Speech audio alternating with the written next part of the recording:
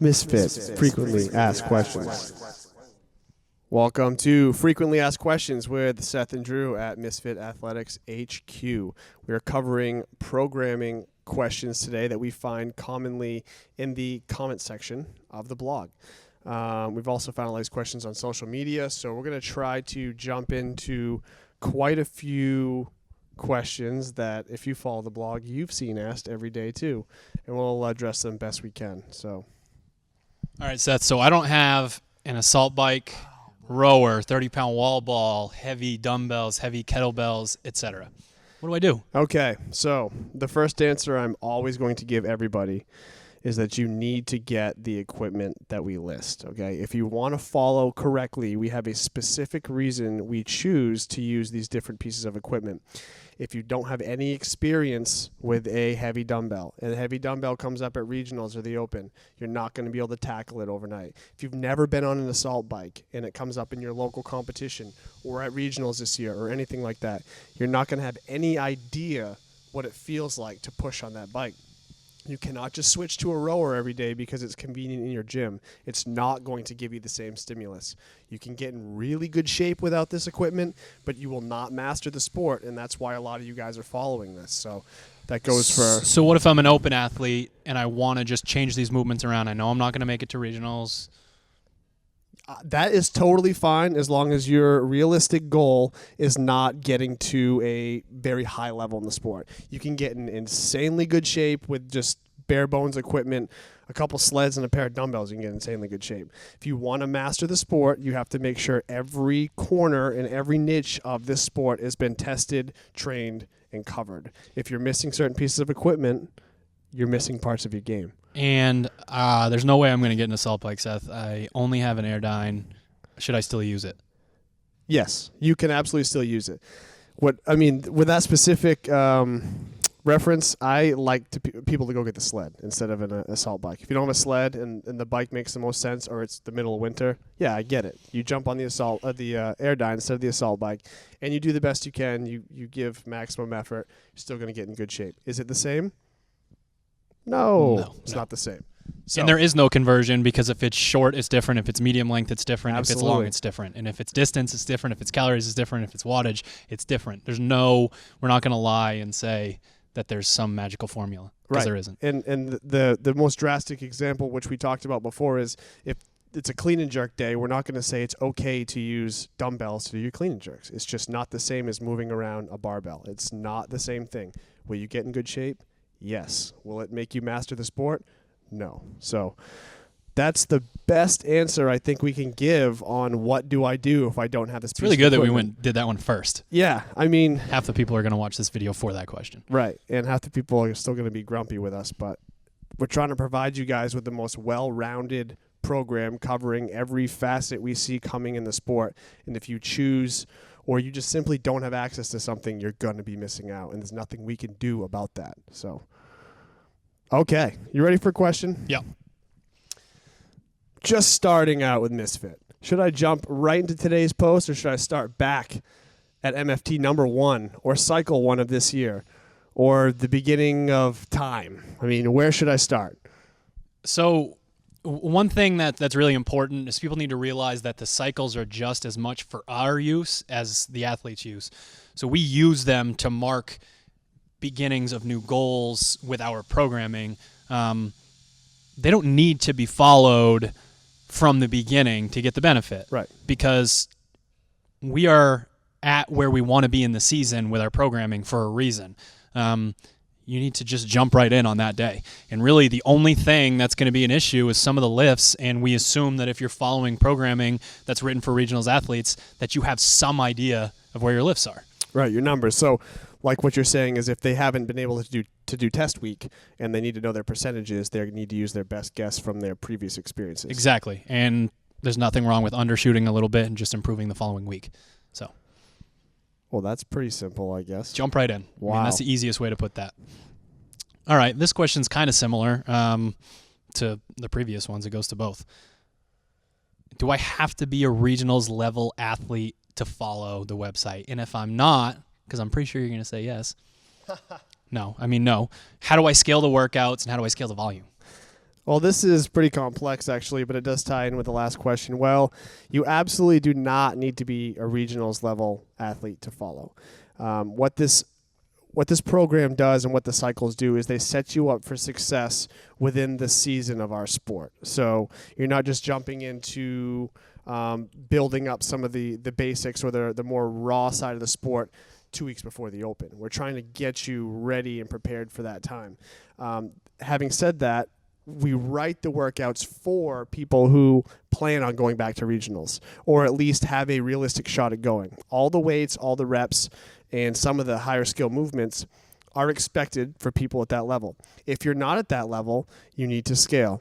And the biggest question is, how do I scale? Well, we've done a whole podcast on this topic. We do have a podcast on scaling. It's a very complicated. It's not complicated, but it's a very in-depth topic based on what the movements are, what the point of the workouts are, things like that. So, can I scale weights and reps and movements? I can scale it all, right? Absolutely. Everything is totally scalable. All the things he just said, all the skills are scalable. If you're really struggling with a movement, it's correct to go back a step. So if chest to bar aren't really in the bag yet, you might crush a workout with chin over bar and use that chest to bar in like a skill session. So everything is totally scalable. But it's up to you and your coach, or if you're working with us as like a remote coaching client, we'd come up with a way to make sure that it fits your needs. And the worst thing you can do is overshoot a workout. So find out that, 8 minutes into a 15-minute workout, you can't do another rep at the weight. You can't do another rep of the gymnastics movement, and your workout was basically all for nothing. So always overscale and kind of stay on the side of safety versus moving something that's too heavy and thinking you're going to get better fast because you're pushing the envelope. It's more about intensity than something like that. And then the last part is, I like the movements. I love lifting heavy weights, gymnastics. I'm all good, but it wrecks me to do the volume that you guys have. Where do I start, and how do I kind of build up? Right. So you start basically 1 to 2 pieces a day and just kind of see how you feel at the end of maybe your 3-day session or your whole training week, and see if you can actually put that intensity that's required back into the next session or the next training week. If you find that you're really under recovering, really falling behind, can't extend your arms after all the pull-ups you did, things like that, then we know that the volume's a little too much. We need to back it down. You need to be able to stay safe, stay healthy, recover, avoid little nagging injuries which develop when you overtrain, under-recover, things like that. So you have to play it by feel. Don't dive right into something. Build the volume over time. If this is your first competitor's program, you might literally start with 1 or 2 pieces a day, and then a month from now you take it to 2 to 3, and then you kind of see how it goes. And some people don't need 4 or 5 pieces a day. There's lots of athletes out there that really don't need that much volume. They respond just fine to 3 pieces a day, and they feel better each day they go back into the gym. So it's something to think about. You ready? Yeah. How do I fit in weakness work if it's not already covered in the current cycle? First thing, want to make sure people know the difference between skill work and weakness work. Skill work can be weakness work, but if it's the type of skill that doesn't involve heavy weight, if it's the kind of thing that you can work on at a low intensity and a low volume, go ahead and put it in your warm-ups and your cool-downs and your rest periods, whatever it is. Get yourself through those movements, start moving a little bit better, but focus on technique over intensity and volume. Right. Again, that's a skill session. When we get as far as to say, you guys aren't doing this lift anymore in this cycle, I really need it to be able to get better, the number one answer is to apply for remote coaching. That's going to be the easiest way for us to help you in that regard. We're not just going to be able to answer that question for every single person. You can take pieces out and put other stuff in, but we can't guarantee that it's going to fit well in the program. Right. It might wreck another Metcon. It might wreck another lift. It might kind of throw a wrench into, this kind of a complex thing that we've built, as you can see with all the stuff on the website. So we can't necessarily guarantee that. Obviously, always work on your weaknesses. We try to put stuff, in the warm-ups ourselves, so maybe you could swap out a movement, that kind of thing. That's where I would do it. Yeah, both skill work and weakness work I would start to incorporate into warm-ups, as long as it doesn't become an additional piece. Right. As long as it's not adding necessarily to volume. I had something else, but then I totally lost it. So I'll have to answer it later. All right. I want to know what I'm supposed to do on bitch work. Some days I feel like I need to pace. Some days I feel like I need to go all out. Is there like a set prescription? Is it dependent on the athlete? Yeah. So bitch work is designed to allow people to kind of push their thresholds. It's designed so that in a Metcon, if you were asked to do 400-meter runs or a 2K row as part of a chipper, or just the 1K like as part of Jackie, or anything like that, that you could push a very competitive pace and not have it negatively affect the rest of your workout as bad as it could be. On top of that, it just gets you in better shape. It allows you to kind of stick to the more raw side of conditioning that doesn't involve a lot of transitions. It doesn't involve a lot of skills. You just get to work and kind of work at a higher level than a lot of other things would allow you to get to. So the point of bitch work is to really go after it. I mean, you're not. So it's kind of the one place where you can try to overshoot a little bit. Yes, absolutely. And not only will you not be a failure by pushing as hard as you can and feeling terrible on the rest of them, it's that you learn something about yourself in the process as well. So obviously, if you have for example, 500-meter row by 5, and you PR your 500-meter on the first one, and your next 4 are 2 minutes and 30 seconds long, right, we're kind of missing the point there. But if you're within, if you're pushing a 95% pace of your PR time, and you can repeat that to 92% and then 90% and keep it in that high range, then you're really making progress fast. And that we want you to play with that, really push yourself. It should be miserable. It's one of the things we get the most posts about online is just people complaining about how much how terrible it is, how much it sucks, and it should suck. That means they're doing it correctly. It means they're pushing a lot harder than a lot of traditional Metcons will allow you to do with the skill built in and with the transitions and things like that. So don't pace yourself. So if you just get up off the rower or the bike or the whatever and just walk away, you didn't do it. Okay. You went through the motions and you didn't train, basically, is what I would say. I've seen it. I've experienced it. Some days I don't have the best day on the rower. Okay. I have a competition coming up this weekend. What do I do? And can I have the programming in advance? So our competition kind of philosophy is, let's say it's a competition on a Saturday. We want you to move around on a Friday. We want you to maybe lift, a power clean or a snatch or something like that in the kind of the 80% range. For some singles, get yourself through a very short, intense Metcon that's not going to beat you up. Get that heart rate up. Maybe do a little recovery ride, that kind of thing. The programming leading up to it, if you have that workout anxiety and you really want to try something out, just put it in place of one of the Metcons on the website. Yes. Do not add it and add extra volume because it's going to mess with your programming. Because really that's what the question that people are asking the most. How do I not screw up my programming? Right. And unfortunately, guys, we have too many emails now to be able to sneak you a day in advance for the programming so that you can have it on a different day. It's just not realistic for us. Again, I'm really not trying to plug the remote coaching, but I keep doing it. These are the types of things that remote coaching athletes get. You guys get your programming in advance, and we change it based on competitions. So. Right. Yeah, and I'll just kind of reiterate the biggest thing that I always get is, should I take the whole day off and sit on my couch before my competition to be as fresh as possible? One of the worst things you can do. You got to keep moving around. You got to be able to kind of really get that heart rate up again. Move through range of motion more than anything. Move through range of motion. So it's a good day for a ROM WOD, if you ask me. Wow. Agreed. I feel I'm just plugging everything. It's just we're on top of it. All right. Yeah. Okay. We're getting through this list. All right. When are your rest days? Rest days are Thursdays and Sundays. They have been for a very long time. They will continue to be. So no need to panic when you sign on Wednesday night and Saturday night and there's no post there. Right. We're still around. Last but not least, and this is actually a recent one that's been coming up a lot because we're in cycle 3 right now, and things are getting a little weird. I get to choose one, and I'm not good at any of them. I don't know how to choose.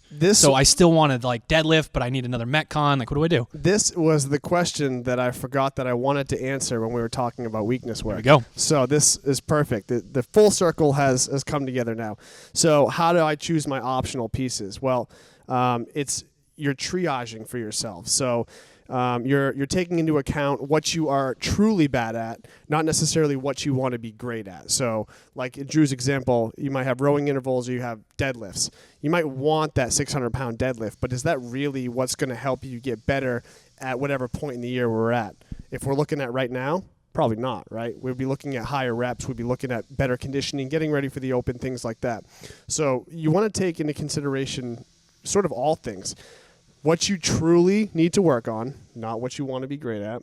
The type of focus we're in, the time of year we're in, what your personal goals are as far as an athlete. Because some people actually don't really care about going to regionals. They just want to get in good shape or win their affiliate class every day. And that's great too.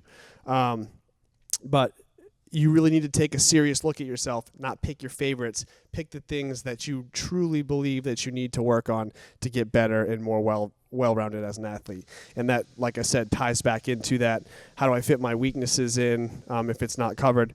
It usually is covered. You just have to pick the right pieces whether you want to or not. And that's kind of, that responsibility sort of falls on the athlete, and they don't like to accept it all the time.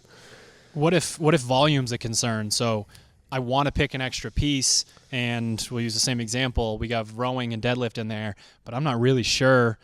I need the rowing work, but I'm not sure I can go that hard after what you did to me in the first few pieces. So should I deadlift? Should I just stop? What should I do? Yeah, I mean, and there's a whole bunch of other considerations to take with that question too. There isn't necessarily one answer for that. So again, if I was remote coaching somebody, there may be a day that I take the Metcon out for them and they get to deadlift and row, and that Metcon that's mandatory may not be mandatory because that athlete doesn't need it.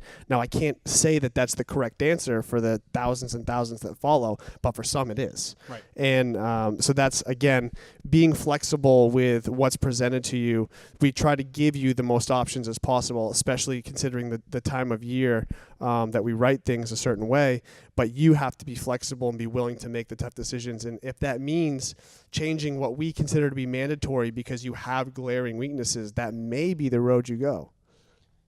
And to finish it up, I would say that a lot of these questions can be brought back into one answer.